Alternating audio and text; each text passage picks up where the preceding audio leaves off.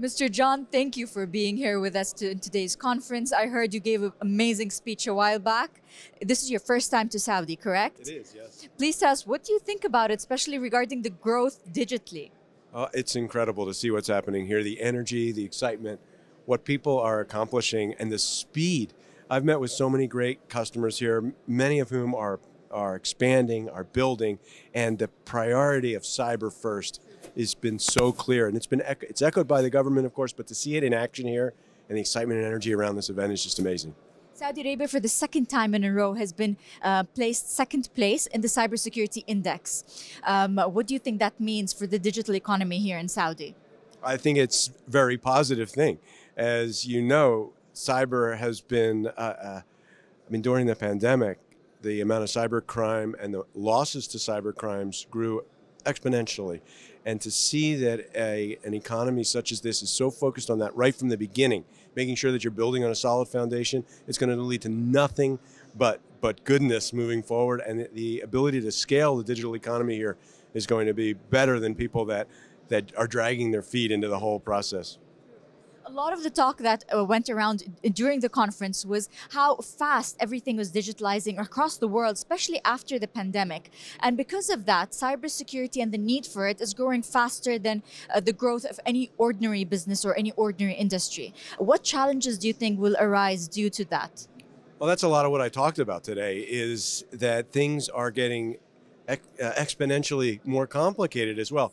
And by layering on and bringing in so many new technologies, in a lot of cases, people are actually making their infrastructures less secure and more susceptible to theft. So a good foundation, which is really what I talked about today, building out a trustless, a zero trust foundation that makes sure that you're safe from the beginning in every way, is one of the hallmarks of what our company, Forcepoint, does. But it's also something that I see locally that the customers embracing, wanting to do it right the first time. And so that's why I think we've been so successful here, and it's blue skies ahead.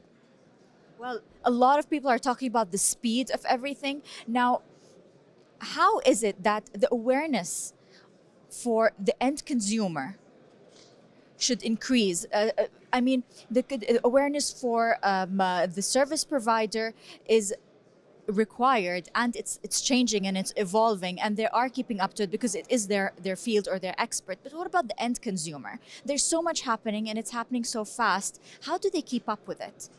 Well, the short answer is they never will.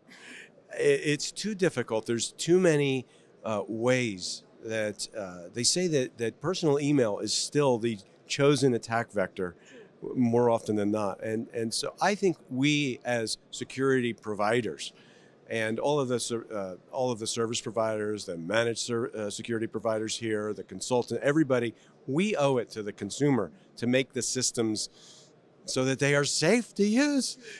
Like think about all the things in your home that are very safe to use, and yet we can't make it safe to check email.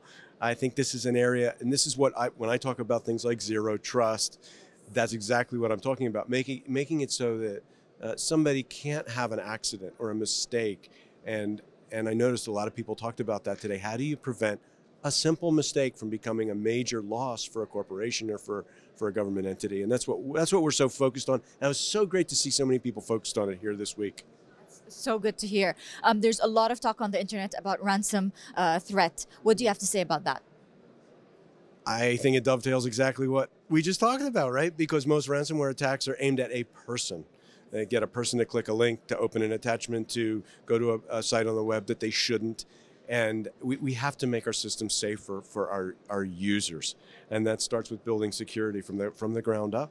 And I do think that the days of ransomware hopefully will be behind us shortly, as people embrace things like zero trust, like managed infrastructures. All the movement to cloud dramatically gives you the ability to minimize those types of ransomware style attacks. And I'm optimistic, and I do think it's the progressive economies here, the ones that take a security first perspective, like you're seeing in Saudi, that is going to lead to this being a safe place for people to do business. In general terms, what collaboration do you think should take place between the private sector and the public sector in any country just to ensure a really strong infrastructure? That's a complicated question, but I do think that the two are really inseparable, and depending on which countries you're in, those lines can blur in a lot of different ways. But they are. It's not. It's not sufficient, I think, to just build regulations and compliance mandates. I know that's sometimes you think of government as doing that. What I love to see is when the governments actually jump in together with businesses and try to develop methods, procedures, models for helping the citizens be more secure. And I see a lot of that happening here, and that's very exciting. Cybersecurity in the digital field in general is all about forecasting and being ahead of yourself and being before the curve. What do you think will happen in the next year? What predictions do you have? My prediction is that people are going to give up on trying to do that. Trying to predict where the next attack is going to come from is sort of crazy, and it's led to 25 years of pain. I do believe that people are going to start to embrace organically things like zero trust, like I talked about today, and say, enough already. We're going to simplify our infrastructure. We're going to make it, give it less opportunities for people to be malicious or to make mistakes, to careless accidents to hurt us. I think that's what's really lays ahead. That was very insightful. Excuse me. Thank you for your time, and thank you for being with us, and thank you for that amazing speech you gave a while ago. Thank you so much. Thank you.